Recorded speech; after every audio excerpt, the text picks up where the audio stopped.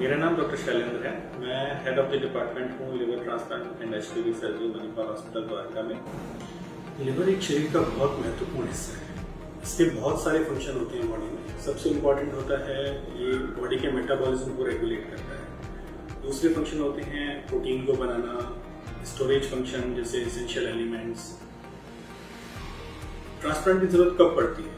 जब पेशेंट बहुत advance cirrhosis में चला जाता है जिसकी वजह से उसको कॉम्प्लिकेशन होने लगती है, तब पेशेंट को लिवर ट्रांसप्लांट की जरूरत होती है। ये कॉम्प्लिकेशंस होती हैं पेट में पानी भरना, खून की उल्टी होना, बार बार बेहोशी छाना या लिवर सिरोसिस की वजह से जब उसको किडनीज का असर आने लगता है। ये सारी चीजें इंडिकेट करती हैं कि इस पेशेंट को लिवर ट्रांसप्लांट की जरूरत है। लिवर ट्रांसप्लांट 3 कंडीशंस में किया जाता है। एक होता है एक्यूट लिवर फेलियर, जिसमें पेशेंट का लिवर पहले नॉर्मल था लेकिन किसी एक्यूट इंसल्ट की वजह से, जिसमें मोस्ट कॉमन कॉजेज हैं वायरल हेपेटाइटिस या ड्रग इंड्यूस्ड हेपेटाइटिस, जिसकी वजह से पेशेंट का लिवर फेलियर में चला गया। दूसरी कंडीशन है क्रॉनिक लिवर डिजीज, जिसमें पेशेंट का लिवर ग्रेजुअली खराब होता जाता है और अल्टीमेटली सिरोसिस की स्टेज में पहुंच जाता है।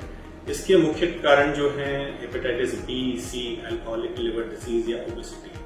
तीसरा जो मुख्य कारण है जिसमें लिवर ट्रांसप्लांट की जरूरत पड़ती है, जिसमें लिवर कैंसर है और उस पेशेंट का लिवर पहले से ही खराब है लेकिन उसमें अभी कैंसर डेवलप हो गया। ये कारण है जिसमें मेनली लिवर ट्रांसप्लांट की जरूरत पेशेंट को पड़ती है।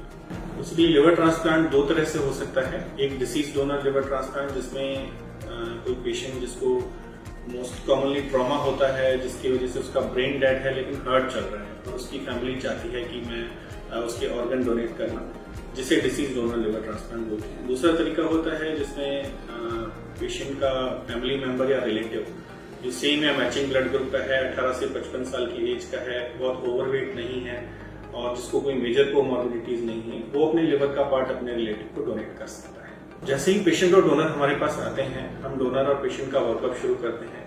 ये डोनर का वर्कअप जो होता है वो डिफरेंट स्टेजेस में होता है। अगर पहली स्टेज में क्लियर हो जाता है वो, तो फिर वो सेकंड स्टेज में जाता है। नॉर्मली अगर डोनर फिट है और पेशेंट फिट है तो उनके वर्कअप में हमें 5 से 7 दिन का टाइम लगता है।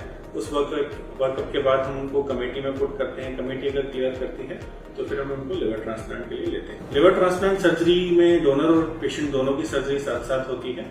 इसमें करीब करीब 10 से 16 घंटे का टाइम लगता है और इसमें करीब करीब 25 से 30 लोगों की टीम पूरी इन्वॉल्व होती है। सबसे पहले डोनर का लिवर 2 पार्ट्स में काटा जाता है और उसका एक पार्ट निकाल के पेशेंट में लगाया जाता है। पेशेंट का लिवर पूरा निकाल दिया जाता है और उसमें जो डोनर से लिवर लिया गया है वो लगा दिया जाता है।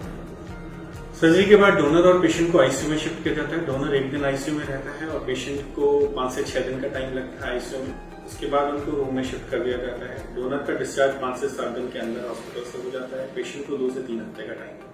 हॉस्पिटल डिस्चार्ज के बाद जो डोनर होता है उसको अपने नॉर्मल वर्क ज्वाइन करने में 2 से 3 हफ्ते का टाइम लगता है। उसके बाद वो अपना नॉर्मल वर्क ज्वाइन कर सकता है। पेशेंट 2 से 3 हफ्ते बाद हॉस्पिटल से डिस्चार्ज होता है और उसको अपने नॉर्मल वर्क ज्वाइन करने में करीब करीब 1 महीने का टाइम लगता है। नॉर्मली हम रिकमेंड करते हैं कि पेशेंट 1 महीना यहाँ रहे हमारे आसपास, ताकि हम उसका जो ड्रग लेवल है वो सेट करके उसको घर भेजना, और एक बार उसके लिवर फंक्शन नॉर्मल हो जाए तो हम उसको घर भेजें। सक्सेस रेट लिवर ट्रांसप्लांट का पेशेंट्स के लिए करीब करीब 95% है।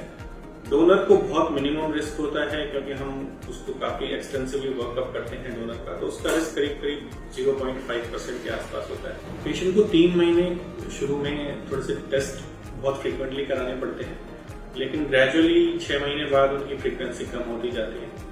पेशेंट को लाइफ लॉन्ग 1 या 2 मेडिकेशंस पे रहना पड़ता है depending on liver functions. Liver transplant आज की डेट में काफी सेफ ऑपरेशन है। सक्सेस रेट बहुत अच्छा है और एक बार अगर इससे रिकवरी हो जाती है तो पेशेंट बहुत सालों तक अपनी नॉर्मल लाइफ जी सकता है। Thank you.